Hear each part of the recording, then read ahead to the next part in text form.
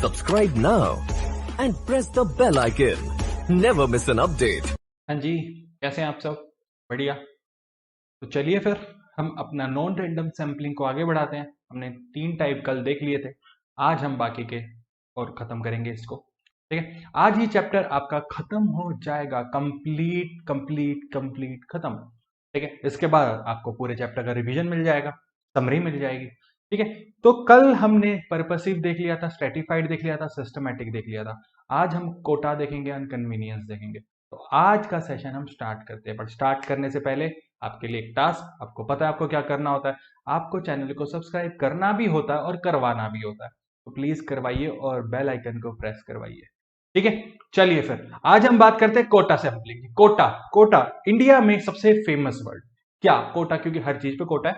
ठीक है, आपको पता है रिलीजन पे के बेस पे कितना कोटा आपको मिलता है, तो बस आपको इतना याद रखना है, इस पे ज्यादा ना कुछ कमेंट करना है ना कुछ, कोटा आपको पता है। तो हम भी इसमें भी सैंपलिंग के लिए भी वही कोटा यूज करते हैं। क्या करते हैं हम इसमें कि पॉपुलेशन, जो पूरा यूनिवर्स है उसमें जो पॉपुलेशन है, हम उसको डिवाइड कर देते हैं इनटू ग्रुप्स या फिर क्लासेस में। ठीक है, उनके डिफरेंट कैरेक्टरिस्टिक्स के हिसाब से आपको पता है।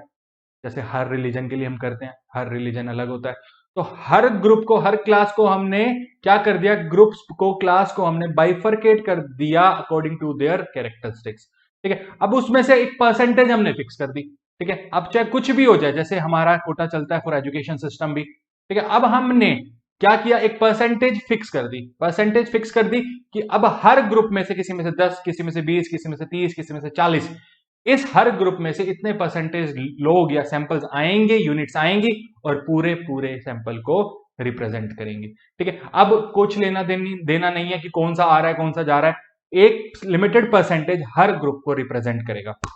तो वही कह रहा है, in this method population is divided into different groups और classes according to their different characteristics of the population. Then some percentage of different group, some percentage हर ग्रुप की कुछ परसेंटेज टोटल पॉपुलेशन की हमने फिक्स कर दी। Further some quota of the item to be selected, उसमें से item select कर देंगे 5, 10, 20, 50। ठीक है, जो हर ग्रुप को रिप्रेजेंट करेगी, और इन्वेस्टिगेटर सिलेक्ट करता है number of items from each group and samples. ठीक है, टू फॉर्म ए सैंपल।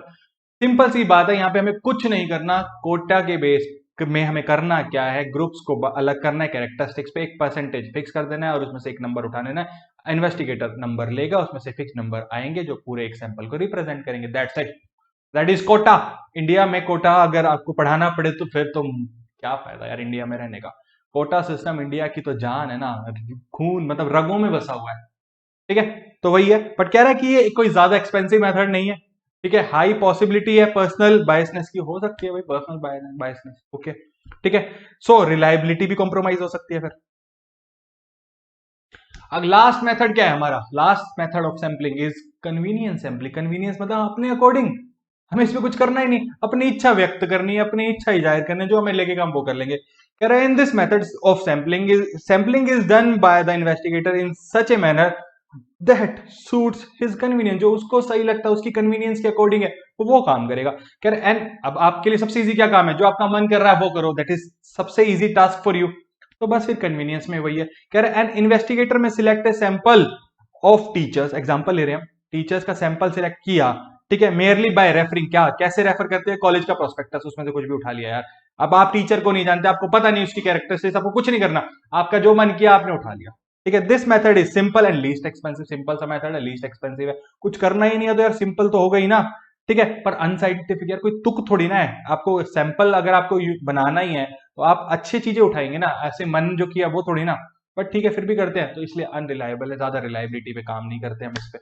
आई बात समझ में? हाँ सर आई। तो अब सबसे पहले रिलायबिलिटी की बात आई, तो रिलायबिलिटी ऑफ सैंपलिंग डेटा अब जो हम करते हैं रिलायबिलिटी के बारे में, उसमें बात कर लेते हैं। कह रहा है reliability of the sampling data means the characteristics of the universe are fully represented by the sample. Universe की सारी कैरेक्टरिस्टिक्स वो सैंपल में रिप्रेजेंट हो। तो पर ये किस चीज पे डिपेंड करता है, कह रहा है it depend mainly on the following factors. सबसे पहला साइज ऑफ द सैंपल, छोटा साइज होगा तो यार मुश्किल हो जाएगा ना, स्मॉल साइज ऑफ सैंपल होगा तो मुश्किल हो जाएगा सारी कैरेक्टरिस्टिक्स को। कह रहा reliability of the sample depend on the size of the sample. If the size is small it will fail to represent the population, so conclusion would lack in reliability. तो कंक्लूजन लैक कर सकते हैं reliability पे, wrongful conclusion आ सकते हैं। ठीक है। तो साइज ज्यादा जितना बड़ा होगा सैंपल का, उतनी ज्यादा कैरेक्टरिस्टिक्स को रिप्रेजेंट होगा, रिलायबिलिटी उतनी ज्यादा होगी। कह रहा है मेथड ऑफ सैंपलिंग, आप कौन सा मेथड सैंपलिंग का ले रहे हैं? कह रहा है if the method of sampling is not simple and exhaustive, simple नहीं है, एग्जॉस्टिव नहीं है, तो it will not adequately represent the population, वो अच्छे से पॉपुलेशन को रिप्रेजेंट नहीं कर पाएगा। तो उससे क्या होगा, consequently result will not be dependable, हम रिजल्ट पर डिपेंड नहीं कर सकते, वो डिपेंडेबल नहीं है, नॉन डिपेंडेबल हो जाएगा। आई बात समझ में? उसके बाद कह रहा है बायसनेस या बायस ऑफ किसका, एन्यूमरेटर्स और कोरेस्पोंडेंट्स। जो हम पर्सन हायर करते हैं टू सिलेक्ट द सैंपल, उनकी पर्सनल बायस पे भी इफेक्ट कर सकता है। Personal bias of the correspondents and enumerator should also be as less as possible. Personal bias जितनी कम होगी उतनी रिलायबिलिटी ज्यादा होगी। पर्सनल बायसनेस जितनी पर्सनल चीजों पे हम नहीं देंगे, हम बिल्कुल रिलायबल डेटा लेने की चलेंगे, सैंपल लेने के लिए जाएंगे, तो रिलायबिलिटी तो ज्यादा ही होगी ना। पर्सनल बायसनेस नहीं दिखाएंगे, जितनी कम से कम होगी उतनी ज्यादा रिलायबिलिटी, यानी मैं बोलूं पर्सनल बायसनेस जितनी कम, रिलायबिलिटी उतनी ज्यादा। आई बात समझ में? ठीक है।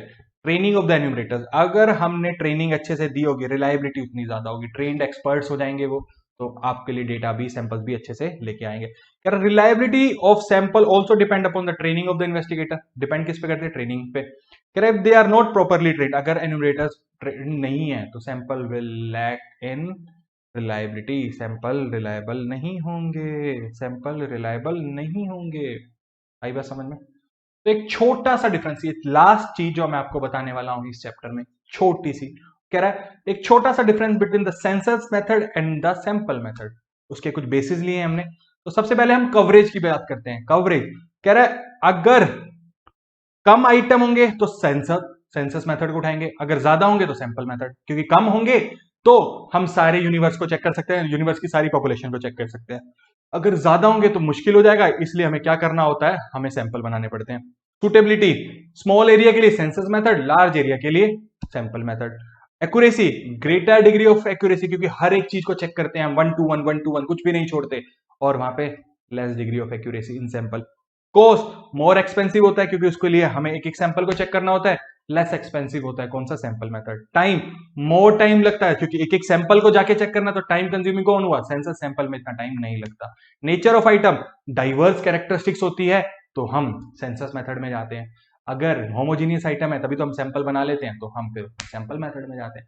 तो कवरेज के बेसिस पे, सुटेबिलिटी के बेसिस पे, एक्यूरेसी के बेसिस पे, कॉस्ट के बेसिस पे, टाइम के बेसिस पे और नेचर ऑफ आइटम के बेसिस पे हम किसको बाइफरकेट करते हैं, सेंसस एंड सैंपल मेथड को। ठीक है। तो इसी के साथ आपका ये कंप्लीट होता है थर्ड चैप्टर भी।